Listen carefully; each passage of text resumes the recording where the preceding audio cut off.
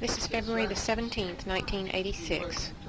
Julie Strong and Martha Hartzog are interviewing the Reverend Bill Jones on the topic of black enterprise on the 400 block of East 6th Street between 1890 and 1920. The Reverend Jones is a Reverend of the Church of the New Testament. I was born in Travis County. I attended school in Manor, Texas, and also at Gravel Hill Elementary School. Okay, and that was in Manor? Well, it's Route 2. It's in the rural. We lived in the rural. We lived on Gillen Creek. My father raised 14 children, my father and mother. All your brothers and sisters? Full brothers and sisters, 14 of us. And he was a farmer. My father was a farmer. And most of the children attended school in Maine. But then he moved in the late years in the Post Oak area, what we call the Post Oak area. Where was that? That's near Union League Baptist Church, and it's about 5 miles southeast of Manor on Blake Manor Road. Now that's where the Post Oak area, that's what we call the Post Oak area. Right. Well, part of my life was spent in that area, but we used to come, my father used to bring us to Austin. And what for? Huh? What for? Well, we'd come to Ringling Brothers Circles for one thing. We always looked forward to that, and used to come in October, I believe it was, and we'd have a good time. And then sometime he'd bring us here to buy our winter clothes, school clothes, and then sometime he'd come and buy food, groceries here in Austin. And we've always had relatives here. His mother, my father's mother, used to live on Red River Street.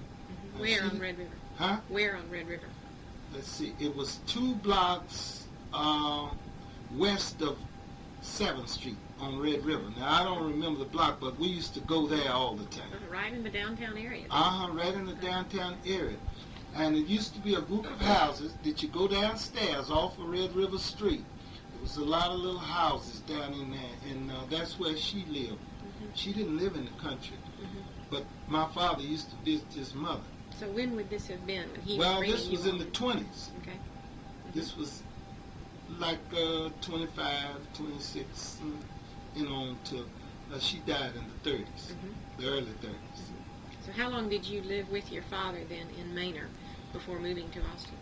Well, I lived at Manor till I was 13. And then I left home. But before that time is when I was referring to, we went to school in Manor and in Gravel Hill. But when I was in elementary school, a boy around 6, 7, 8, 9, well, that's when my father used to bring us to Austin. So your earliest memories then are as a child coming in for these various activities in the 1920s? In the 20s, Okay, let me jump ahead just a minute. When did you move to Austin permanently? Well, it's a long story. I left Travis County when I was 13. I came back when I was 34. Okay. Can you give me some dates? You left Travis County in the mid-30s? It was 1933. Okay. But before that time, I lived in Austin with one of my sisters for a period, say, of maybe 8 or 9 months. I used to work at the PK sandwich shop on the drag out there in front of the university. $1 a day. I worked as a dishwasher. And I lived here in Austin, I guess, for a period of maybe 1 year, till I was 14 or something like that. Then I went to Galveston. Okay, and you spent then some years in Galveston, is I that spent right? 8 years in Galveston, and from there to California. Okay. Let's concentrate a little bit on this period then as a child, and this 8 or 9 month period of time when you lived in Austin.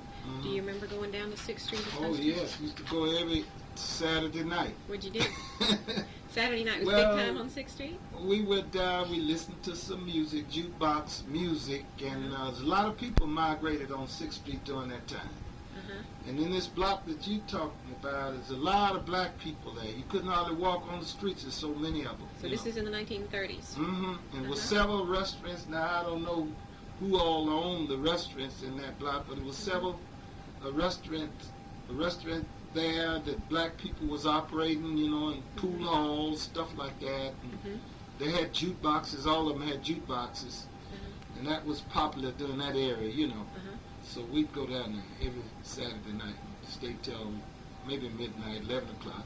And what did you do when you were down there, besides listen to the jukebox? Well, we'd eat chili.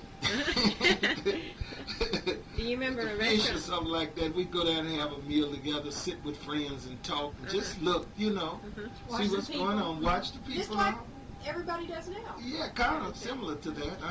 Do you remember a restaurant run by a man named Hugh Warmoth?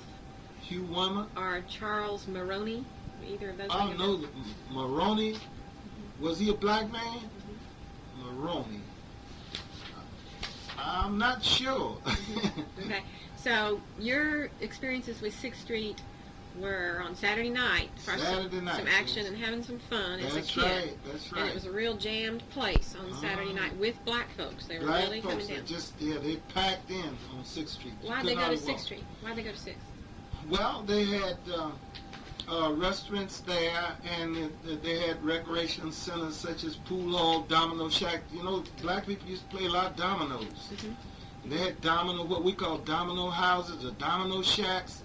A lot of men, they played dominoes, and some played pool. And Is that it was a place where we just kind of mixed together, you know.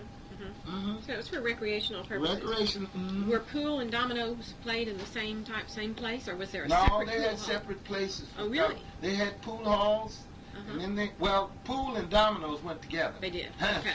In one hall. Okay. All right. What else did you go down to 6th Street for any other occasion except Saturday night action? Well, they used to have merchants. They sold shoes, clothes, and we'd go down. Sometimes we have money to buy a pair of shoes or shirt or some clothing. We'd go down there for that. We'd go shopping. How about to get your hair cut? Haircut, yeah, they had barber shop, and they didn't wear long hair, you know. Everybody got haircuts. How frequently did you get a haircut? About every 2 weeks. Oh, really? Something People wore their hair short. Do you remember any barbershops down there that you used? I remember barbershop, but I don't remember the name of the people. Yeah, we had several. We had at least 2, I believe, in that block that you're talking about there, 6th Street. Well, I wanted to go back to something. I said, why'd you go to 6th Street? Was there no other place to go? Well, the Hollywood Barn on Rosewood, that was a place, but they drank a lot there. I think 6th Street wasn't quite as rough as Rosewood. I see. And then they had a place on East 12th Street. They had several places. You catch the car for a nickel. You know, you could ride the streetcar for a nickel. Trolley. They had the oil mill trolley, and then they had the East End trolley. And you could ride for 5 cents, just get on. And they put you off on East 12th Street. There was a lot of black people that migrated to East 12th around Chicago, East 12th, in that area. Now, when you say migrated, do you mean they lived there? Well, there? they leave from... See, what we would do, a lot of time, we'd see what's going on East 6th Street, you know? Then we'd migrate to find out what they were doing. Yeah, we'd find out what they were doing on East 12th Street. I see. In Rosewood, you know, the Hollywood Barn, that was another place that we used to... A lot of black people used to hang out on the Hollywood Barn on Rosewood. Were there other places to go near the Hollywood Barn except... Yeah, they had a lot of places there. They had... you know, and during this time they had piano players. You know, a lot of black people would play, and they could really play blues. You know, they played the blues, and we had several places on Rosewood, old houses or something. They'd kind of convert them into a little dance place or something like that, and bootlegging was going on in there. You know, that was kind of secret. Sure. And they'd have a piano player in there, and so we'd migrate in there, you know. A lot of people would go there. Of the 3 places that you've mentioned, East 12th and Rosewood and East 6th, which was the most popular? Well, I think East 6th Street, there's more people on East 6th Street. Can you explain why? Can you speculate on It why? was a downtown area, and a lot of people would go downtown, you know, for Mhm. one reason or the other, to Was buy there- clothes or something like that. Was there more action on 6th Street? More than on- action, Uh-huh. yes, it was. More things to do on 6th Street than these. They had the shoe shop where they repaired shoes and all of that, and they stayed open late, you know. Mhm. You could get your shoes fixed or something like that. They had dry cleaners down there. You could put your clothes in, like, you know, on Thursday or Friday, and you'd go down to get your clothes Mhm. from the cleaners or get your shoes fixed or something like that, and you just hang around down there, you know. What about the music? Was there music other than the jukeboxes on East 6th? They did have some piano music, yes. Some of the places I can recall they had the piano. You know, we used to put a piano in a place, you know, that kind of converted to where they could dance Mhm. and put a piano and then get you a piano player. And that would draw people. Sure. Somebody that could play a piano, you know. They go in there and start playing, and people come by and listen, and they come in, sit down and listen. And Where were some piano players on East 6th Street? Do you remember? I don't remember exactly, but it was somewhere in that block, as I can remember, somewhere in that block. The jukeboxes was just beginning to get popular during that time, you see. And before the jukebox, it was always piano, guitar, fiddle. We had some fiddlers too. You remember any performers whom you thought were pretty good fiddlers or piano players who were Yeah, performing I on know 6th Street? some that I know was good, but I don't know. You think I should call their name or use their name? You think they would object? There's one or two of them, I'm sure, is still living. I'd love to know who they are. We'd like to talk Well, to Mr. them. Theodore Jackson was a fiddler, and his son, Stell, now I may have it a little twisted, might have been Stell the father and Theodore the son, but they were excellent fiddlers. Can you spell Toyota and I don't know how to spell his name, Okay. but I know him well. Okay. And then another piano player was an excellent piano player. His name was Baby Dotson. That's what we called him. Baby Dotson? Baby Dotson. You know what his first name was? I don't know his first name, but that's all I... Ishmael? No, it Perhaps? wasn't Ishmael. It was It was Baby... in Robert Shaw, but he just died. Mr. Shaw, yeah, he was an excellent piano player too. Yeah, but he was in that group. And then another one, he's still with us, Boot Walden. His wife stayed right next door to me. He was an excellent piano player. He played blues back then. Mhm. Well, And then my sister used to play. Her name is Rosie Alexander. We called her Kitty. She learned how to play because we all used to go around together. And she played, but now she's in the church. She doesn't play any worldly music. The world music. No, she plays in the church now. well, Well, can you help us get these people, find these people? I mean, talk to these people about their memories? You might could talk to them. You can get some information from Miss Walden. She lived right in the next house here about Boot Walden. They're Behind separated. Huh? Right But she behind might can give you some information about Okay. and about Baby Dotson. Now, I don't know, maybe my sister, Miss Alexander, her name is Rosalie Alexander. You might call her and ask her. I don't know if he's still alive or not. But he used to be an excellent piano player. He was really good. He could play. and you think that some of these people played in that 400 or 500 block of East 6th Street? Some of them played. They played all over on East 12th Street and Rosewood and anywhere they had a piano. Old Carcho too. So piano playing was a major attraction to bring the kids down there on Saturday Well, night. bring right? the young people and old people, yeah. Right. Okay. Then they had Mr. Lyons. He had a dry goods store down on East 6th Street. Now, I know a little bit about him. I didn't know too much about him, but I remember my father. We used to go to his store. He was a black man. He had a dry goods store, did you say? He sold dry goods. He sold pants and shirts and, clothing. Do you remember ever going to his dance hall above his store? I know he had one up there, but I never did go upstairs to his dance hall. Have you ever heard of the Lyric Theater? The Lyric, the Ritz I heard of. I believe it was the Ritz, the Lyric Theater. That might have been the first one I went to. It was a silent movie. The first movie I went to on East 6th Street, I don't believe it was maybe it was in the 400 block, was a silent. It didn't have no voice, just people moving around. Mm-hmm. I think it cost 5 cents or 10 cents, something like that. Went in, we looked at the people moving around on that. Uh-huh. When would that have been then? It was in the 20s. I don't know exactly. Late 20s? Probably 29, maybe, something like that. Could have been 1930, somewhere back there. Okay. Have you ever heard of a tailor named B.L. Joyce? Taylor? Mm-hmm. Is this a woman? Ma'am. B.L. Joyce. No, I don't believe I heard. Did you know a woman that was a tailor? Well, I know several that was tailors Mm-hmm. from Maynard, because I went to school with some of them. Mm-hmm. That's why I was asking, was it a woman? Mm-hmm. I know Mr. Ernest Taylor, he's about 95 years old. I think he's still with us. He's close to 100. He lives in Maynard. Did he ever go? Was he ever on 6th Street? Oh, you know. I mean, did he We ever have a Maynard people, business see, there? that was a part of our way of life to come to Austin. Come in and to go. Mm-hmm. We'd come to Austin on Saturday evening. We used to have men with had cars, you know, and they'd bring you to Austin, bring you back for 25 cents or something Oh, like really? that. Mm-hmm. So White they'd folks get or black? Black folks. Uh-huh. And they'd get a load, maybe 4 or 5 people, you know. We'd pay 25 cents a piece, and they'd bring us up here, and we could just, they'd tell we got ready to come back to Maynard. Okay, now this Mr. Ernest Taylor spells his last name Taylor. Uh-huh. And, He's got some sons in Maynard now. Willie Taylor is one of his sons. all right, and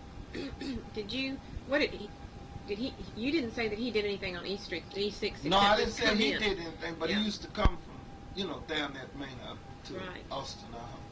Okay, he might be a good contact He'd too be because good. he's Yeah, 95 years old. He yeah. might have come in 1910. Yeah, Yeah, he you can might remember. talk to him. You find him in Maynard, and you can ask for Willie Taylor in Maynard. That's his oldest son. Okay, and he's living with his son? I don't know exactly where he lives, Okay. but he's still with us as far as I know. All right. And then there's another man down there. If you go to Maynard, he's near 100 too. His name is Isaac Rainey. Now he knows about this too, and he can go back further than I can. And he's still with us in Maynard. Is he still sharp and everything? Well, his mind is still good. The last time I talked with him. Mm-hmm. Is it Rainey, Rainey? I believe that's the way you would spell his name. Okay, and we look him up under Isaac Rainey? In Maynard. Okay. Does he have any He's got a children? daughter. What's his daughter's name? Her name is M.L. I don't know whether that's Mary Louise, but M.L. Rainey. Okay. Mm-hmm. She didn't marry. She married, but I think she took her Name back. first name back. She's there in Maynard. She keeps her father. They live near Zion Baptist Church. I believe it's Zion, Little Zion Baptist Church. They live right in front of that Baptist church in Maynard. Okay. And he's been there for about 60 years, to my knowledge. Okay. All right, now I don't want to interrupt you telling us about 6th Street, but we could go on to something else, and if you think of something else that you remember about 6th Street, come back to it. Well, my father used to bring us in the wagon, what we call the hack, and use 2 animals to pull it, 2 mules or 2 horses. And they had a stable, I believe, on Red River, somewhere near there, that he'd tie the horses. And then we'd go to see the circus. We'd go to see the animals, and we'd just have a good time. Where was the circus held? It usually in the fall of the year. You know, after we'd pick cotton for a while, you see. Whereabouts was the circus? Where'd they It have was held across Congress Bridge on the left-hand side. There was no houses, nothing over there. And they set up over there. Over the Wrangling Brothers, Bumlin Bailey. They set up their circles over there. Where the municipal auditorium is now, or No, where the well, Statesman? it was on the left side. As you As go I south. remember, when you crossed the bridge, well, there was no buildings in there. They would set up over on that side there. And we used to go in the fall of the year. They'd come just about every year. And it'd be hundreds of people used to go to the circus, you know. So that's what my father did. He'd bring his children up, and we could look at the animals, you know, ride, and we just have a good time like that. Buy a nickel hamburger, and a 5-cent bottle of soda water, 5 cents ice cream cone, and we'd have a good time. Do you remember any really exciting events, maybe not that exciting, but events that happened on 6th Street besides just coming in for Saturday night? Do you remember like ever? special celebrations or something? Let's see if I can remember. Just offhand, I don't. Like Mr. Maybe I kind of Jackson, need a reminder. Mr. Jackson talked about the Elks Parade. Mm-hmm. Oh, they used to That's have right. parades. Yeah, I can remember. Faintly, I remember the parades. On 6th Street? Mm-hmm. And What did you see in those parades? Were there animals or there wagons? They had this circus with parades, you know. Oh, uh-huh. But I believe it was mostly down Congress Avenue where we had to stand on the side and they'd have people riding elephants, and sometimes they'd have a woman riding 2 horses, 1 foot on the back of one horse and the other foot on the other horse, and they just go down the street, you know. She's riding that. We thought that was exciting. And then they would have monkeys riding dogs, you know. And all of that. They'd parade that down the street so we could see it. Right. And that'd make us want more, and then we'd go across the river over there. Pay your money to get in. Yeah, they'd pay our money to get in to see the rest of the show. Oh, that was circus related. Yeah, that was circus related, but I don't remember too much about the Elks movement. I don't remember too much. Maybe that a little bit before my time on 6th Street. Well, you said that you lived with you lived at home until you were about 13, and then you left. Mm-hmm. Why did you leave? Well, I had a little conflict. My mother died in 1928, and my father married again. And this lady lived till 1930, and then he married again. And I had a little conflict with my stepmother. And so I didn't want to live at home no more. So that's when you came to live with your grandmother. No, I went to Galveston, Texas to Galveston live with my brother down there. And what kinds of things did you do in Galveston? Just generally? Well, I didn't know much. Country boy, you know. I worked around the bowling alley. I did learn how to set pins at the bowling alley. And I made a little change doing that, you know. And picked up a bad habit, playing cards and rolling dice. And then you came back when you were 30, and then you went to California and did some stuff out there? I got married in Galveston. I stayed down there until I was 22 years old, and I got married. And then I left and went to California. I heard that I could make more money in California working, and I found it to be true, and I went to California. And I stayed there until I was, California and Washington together until I was 34. What'd you do out there?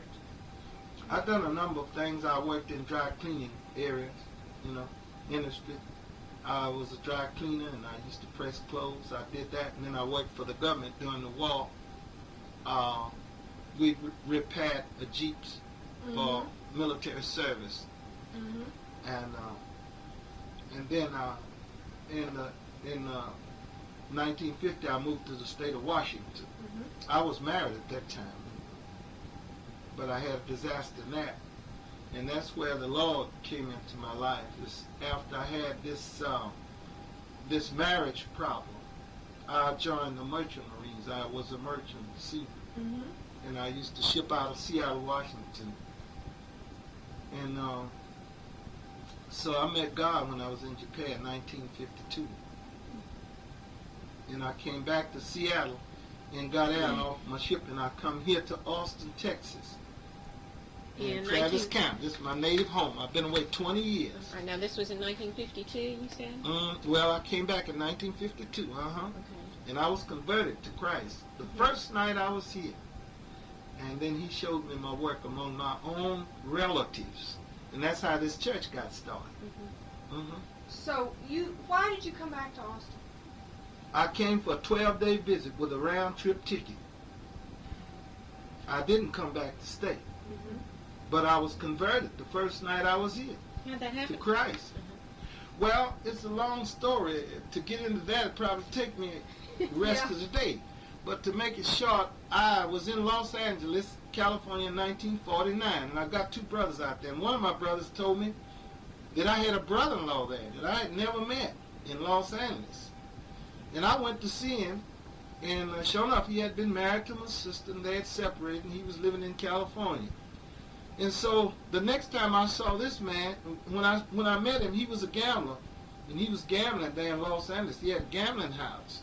And the next time I met this man in 1952, he was living at 1137 Paquita. He had come back and was reconciled to my sister, and he was packing a Bible. And this was strange to me because last time I saw him, he was dealing cards. So I said, man, what happened to you? And he told me, and he said he got converted, he trusted Christ. He'd had an experience with voices, and I had the same experience, but it was in Japan. And when he left the room that night, I was convicted that I was a sinner. And I asked the Lord to save me, and I got saved. And so now your ministry is among your relatives? Well, not just, it's in East Austin, and it reaches out to West Africa. I've been to West Africa. I've got a ministry there. And got one in Dallas. You know, the church had grown. God converted a number of people under my ministry, and we have 2 ministers here that's pastoring churches that came out from under my ministry, and one in Dallas. And so it's not just a family affair, it's a public affair. Have you ever heard, or did you ever know Everett H. Givens, the dentist? Yeah, After you Dr. Givens? Mm-hmm. I know him for a long time, and I've heard of him just about the biggest part of my life. Mm-hmm. Him and President Johnson were good friends. That's right, that's what I heard. Yeah. How did you know him? What did you know him Well, personally? my brother used to chauffeur for him. Oh, really? Oh, that's interesting. He lives in California now. What was your brother's name? His name's Samuel T. Jones. We call him Loti. How long did he chauffeur for Dr. Givens, and what did he tell you about Dr. Givens that we Well, might be he told me interested that Dr. Givens told him he'd die with his boots on, and he did. in? That's one of the things he said. He loved to wear boots. And he was a good friend to President Johnson. We know that. And he was a good neighbor, so far as I know. My brother didn't have anything bad to say about Dr. Givens. How long did your brother work for him? Well, I guess 2 or 3 years. Do you happen to know when Dr. Givens died, approximately? I really don't. Dates, I'm not good at memorizing dates. Well, my impression is that Dr. Givens was a pretty big man here in town. He was well known. What types of things why does he have such a good reputation? I guess because of his practice of medicine. I believe that would be one of the things. And he owned a lot of property. You know, when he had money, that was one thing that would get you publicity back in those days. You know, if you had money. So he was highly respected for that. Had you ever heard that he was a politician? How did he know Well, Johnson? That's how he was in politics. Now, I don't know how he met President Johnson or how they got to be friends. But our principal at Maynard, Texas, I don't know how he met President Johnson, but him and President Johnson were real good friends. But it was, not President Johnson, excuse me, Senator Lyndon Baines Johnson. He was a senator at that time, and so this man that used to be the principal, this black man, his name was Joe Clayton. He was a good friend to Senator Lyndon Baines Johnson. And he was a friend to my family, you see. And so that was one of the ways that I got to know. And he told me that Lyndon Baines Johnson would one day be president of the United States. I don't know how he know that. This was the principal of the black school in Maine. His name was Joe Clayton. He was a very nice man. Well, what kind of political activities do you know of that Dr. Givens was involved in? I don't know too much about his political life. I really don't, to be frank with you. But I do know that he was a friend of President Johnson. Now, I don't know how that come about or what, you know. But I guess he was involved in maybe local politics, and, you know, President Johnson being a native of Texas, I guess that's how he got to know him, you know, and not far from here, up here Johnson City. What about Thomas DeLachua? Did you know him? Is that the black man had that building right there on 11th in Rosewood? Planned Parenthood. I just used to see him sitting on the steps sometimes. That's about all I know about him. He used to sit out on the steps up there on that. That was his property there. Yes, that was his home. That's about all, but that's about all I know about him. I didn't meet him personally. Maybe I did, you know, but I don't know too much about him. But I know about Mr. Son Hosey and the Joneses on the 11th Street, in the 11th Street area. These were people in the Luckett's, the Fontaines.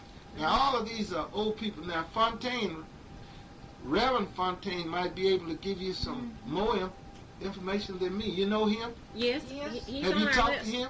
I haven't caught him yet. He's on my list to call. His father used to. Was Jacob His father, yeah, Jacob, right there on it was 10th in Concho. Now, when I was a boy, his father wore an afro. That's the first time I saw an afro, big afro. He had long hair. And my sister lived not far from there. And my mother died not far from Fontaine Corner. And he used to call that Fontaine's Hill. And the children go by that little children, he'd call us over there and he'd ask us, do you know whose hill you on? This is Fontaine's Hill. So I guess the Fontaines been in that area for years, you know. Well, I was a boy about 8, 9 years old at that time. So this would have been in the late 20s when you saw Jacob Fontaine wearing an When afro. I saw Jacob, it was in the 20s, definitely. T-Model Ford was popular then, because his son used to drive his father's T-Model Ford, Jack Fontaine. and Jack Fontaine is still alive, isn't he? I believe he's live, living in Oakland, California. He did live in California. So you might get some information from Fontaine. He's an old timer here. Okay, I want to go back to one very detailed question. You mentioned this piano player, Boot Walder. Is it Walder or Walden? I believe it's Walden. V-E-N.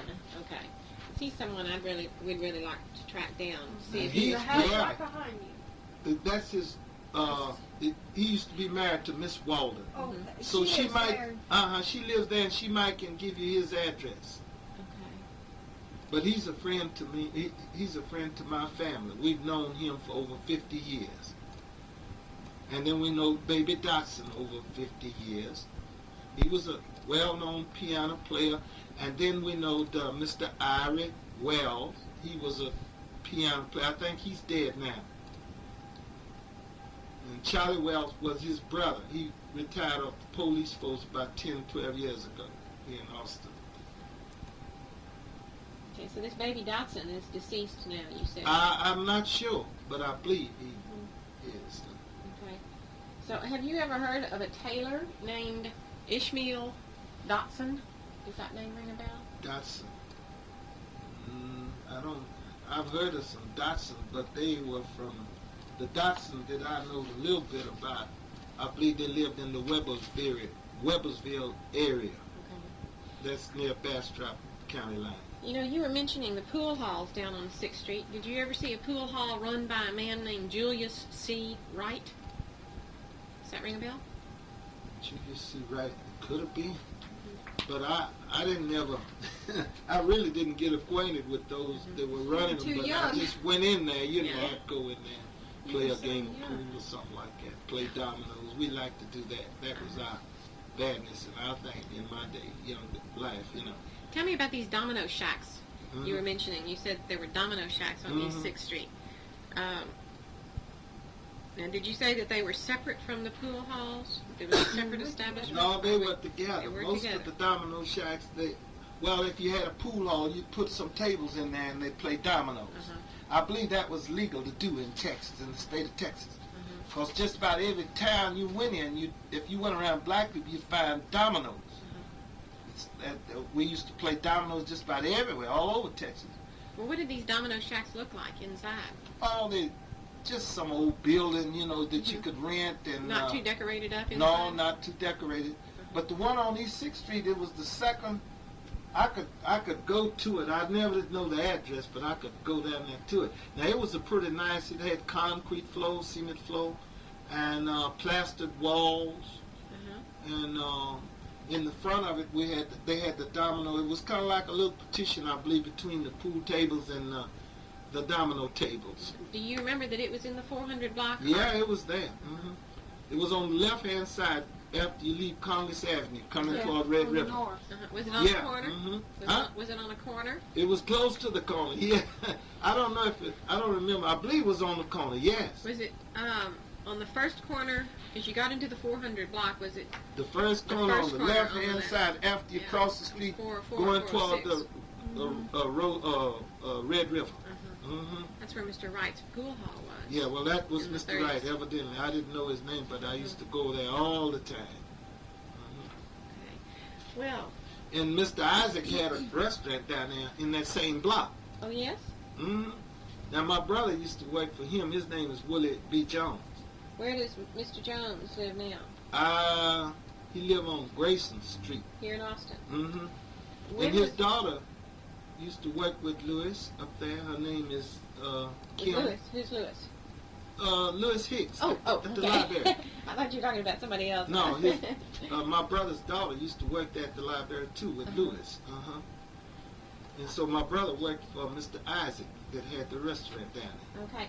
Do you know, you remember Isaac's restaurant then in the 30s, is Yeah, that right? well, not in the 30s. I think this was rather later. I used to come here and visit there and go there and eat, you know, when I come from out of town. My brother was working there. But he can tell you when it was. Okay. Now, I think my brother had a little pool hall or something upstairs over there. After that, I believe he started a business up there. You might can talk to him about it if you want his phone number. Yes, we would like to get his His phone name number. is Willie B. Jones, and his phone number is 472-4392. Now, that phone number is 50 years old, I believe. Really? It's It's near a that. Royal It used to Greenwood be number, my isn't it? sister's phone number that lived on Concho Street. That's the first phone number I remembered. Is that a GR number? An old GR, GR number? yeah. You can tell how old I am. I've been here since they used letters. Yeah, well, that's what they used back then. Except we only had 4 numbers, I think, at first, and then they finally went to 5 after the GR. Martha, can you think of anything else? Do you know anybody that might have old photographs or old newspaper clippings? Some in my family. Well, see, But part now- of the exhibit has got to be old pictures and old clippings, which the families well, will I get don't know back. about clipping. Now we've got some pictures that's around 75 years old. Some But of we my need it on 6th Street. Pictures of taken oh on well, 6th now I don't Street. know about 6th Street. I can't tell you. We about got to that. focus on that, life on 6th Street. 6th Street, I see. Any snapshots taken down there, Let's see who I could think of. I can't think of anyone just right offhand. But we still got some old timers around here. Whom do you suggest we talk to? Huh? Whom do you suggest we talk to? Well, I told you, Fontaine is one. Now you We'll be definitely- sure to talk to We him. will. Because I used to ride with his brother in a T-Model Ford down 6th Street. Now I can remember that, and you know T-Model Ford's been gone a long time. That's right. What kind of surface covering what kind of surface was covering the street when you'd ride that Ford? Do you remember? I hardly remember, but I remember the streetcar, the streetcar track in the middle of the Right. 6th Street, and it was Oil Mill and Lake Austin streetcar. Oil Mill and That Lake was the Austin? name of it. Yeah. Oil Mill, and you could ride for 5 cents. Servigated. They had the color lines up there. We had we couldn't sit only in certain places. I can remember that. But I believe the streets was paved. I believe East 12th Street was gravel. It didn't have pavement. I can remember when it didn't have pavement. And this was in the 1920s, you think? It was in the 20s, in the early 30s also. Okay, and this Oil Mill and Lake Austin streetcar, that comes from the 1920s and That early come 30s. from the 20s up in the 30s, Okay. I don't know when they discontinued that. Right, idea. the other people he suggested we talk to are Maynard people. Yeah, now Mr. Isaac Rainey, now he can tell you something about Austin too, and Mr. Ernest Taylor. You know of anybody else in Austin besides the Reverend Fontaine? Then we need to talk to people who are at least 85 years old. 85 years old. I can't That's the think of old-timers. anyone. I tell you, Dr. John King has got a keen memory. We got to talk to Dr. King. You need to talk to him because he can give you more history about the politicians than I can. Okay. And his family's been here for years. And his mother just passed last year, Miss Mary King. We knew her. But Dr. King, if you can get 20 minutes or something, he can give you some history of Austin that perhaps I can't give you. Well, you know, Reverend Jones, everybody saw something different, so we're getting good stuff from everybody. I mean, we get little pictures, but it all goes together. Yeah, Dr. King, now, his undertaking part of originated on 6th Street. I know it. He buried my father. Yeah. He was a little boy then, and he's about almost old as I am, but his family been in undertaking business here since I was born, because he boasts about burying all my folks. So you might talk to him, and I'm sure he's got some valuable information. Now, I know where his funeral home used to be on East 6th Street, but it was further down. Right. It was this side of East Avenue. It was. You see I-35, that's a new name. Right. I-35 is East Avenue, what we used to call East Avenue. And we bought gasoline. I bought gasoline. My father bought gasoline for his old A-Model Ford on East Avenue and 6th Street for 9 cents a gallon. You wouldn't believe that, how people wouldn't believe that. That would have been 1920s. That was in the, no, I believe, 29, 30, well, it could have started in 28, but I know during the Depression time. 9 cents a gallon. 9 cents a gallon, that's right. Well, I can remember when gasoline was 37 cents a gallon. No, but no, 9 cents a gallon. And kerosene, 4 cents a gallon. Yeah, that's incredible.